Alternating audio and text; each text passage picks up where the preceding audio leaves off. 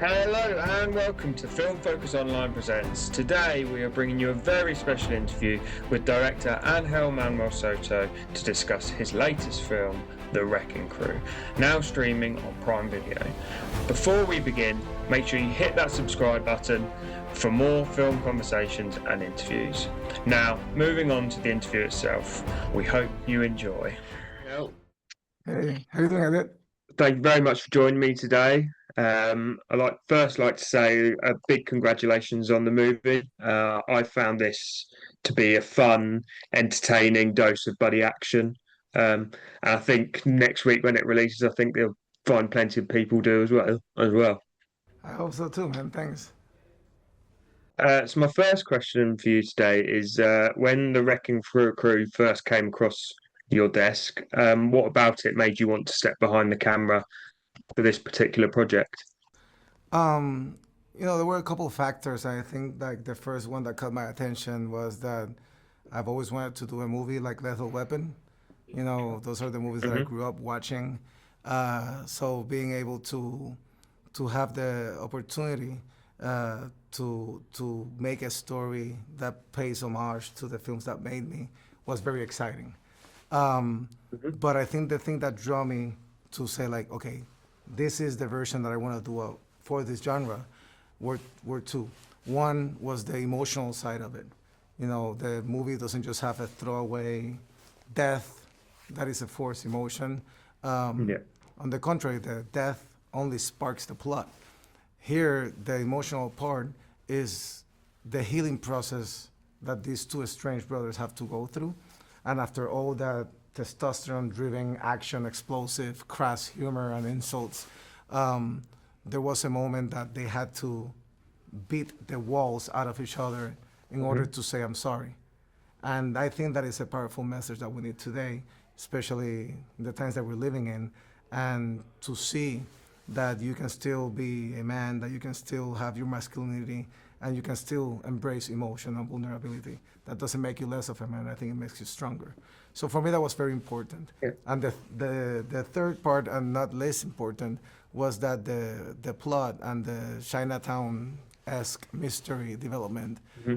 reveal exists in a situation that is very relevant today. The you know the displacement of indigenous people and gentrification is something that we live in Puerto Rico for a long time. And being able to talk about something that affects me in my island Yeah. through a movie like this was very special. So that was like the cherry on top. Excellent.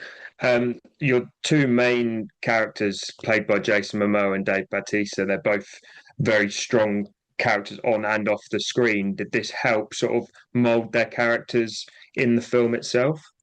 100%. I think that Jonathan Tropper, having worked with them before on that show, see, knew them very well as humans, right, outside of the screen. So when he crafted those characters, he actually embraced who they are in real life and created, a heightened version of it. But Jason has a very like loud energy, and Dave has a very quiet energy, even though they're both huge in size. So that did play well when they were able to tap into their own truth and explore different versions of what they could be. I think it allowed for it to be a very organic experience and relatable characters. So it was very easy to find our path throughout the Hmm. schedule to allow them to play in their own sandbox and even ad lib a lot of the lines that came out of character. They just didn't come out as like forced comedy or anything. All of that comes out of character Hmm. and who they are as people. Brilliant. So I think I've got one more question then. There is some sort of intimate fights within the film between the characters. There's some big action set pieces, and there's some quite brutal actual action in the film, sort of scattered around. What was your sort of approach when it came to sort of the choreography, the practical versus like the CGI side of things when it came to that? So I hired Matt Flannery because besides him being an amazing DP, um, I'm a huge fan of The Raid. I'm a huge fan of The Raid 2 and the Gangs of London. So I really wanted to have a DP that understood how to uh, how to do brutality with taste. when it comes to action. A lot of the brutality, you know, it was also incorporated with conversations I had with Jonathan Valera, our stunt supervisor and choreographer and second unit director. We had worked in the past in Blue Beetle, and we had such an amazing relationship that we understood each other, given that the way we work action is always at the service of character development. So being able to explore the actions in ways of how can it tell more about the characters, but also how this character's journey throughout as they work together.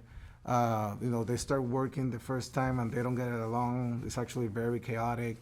Then they start feeding off each other and understanding towards the climatic house invasion at the end that they're like a unit. They're unstoppable. Yeah. So for me, like doing all that stuff was very important. Now the practicality of it all, you know, it's not a superhero movie, so it didn't require a lot of like suits, helmets, and all that stuff. It was all like very grounded. We wanted to keep that danger real. We wanted to show that the cause of the effects of every punch had a visceral component to it, and the stuff that had to do with CG, honestly, were because of, you know, situations that you have to like resolve because of whatever, you know, act of God situation. You have to be on a stage now. But our goal was always to be practical as much as we could and as much as our budget and safety allowed it. You So can definitely see that in the yeah, like film the as well. helicopter chase to the car, the car chase through the cars, like the explosions, all that stuff. We wanted to be real. We wanted to do it as real as we could. Yeah. Excellent. Well, I think that's us out of time. Thank you very much for joining me. And I look forward to seeing what you do next. Thank you, man. Me too.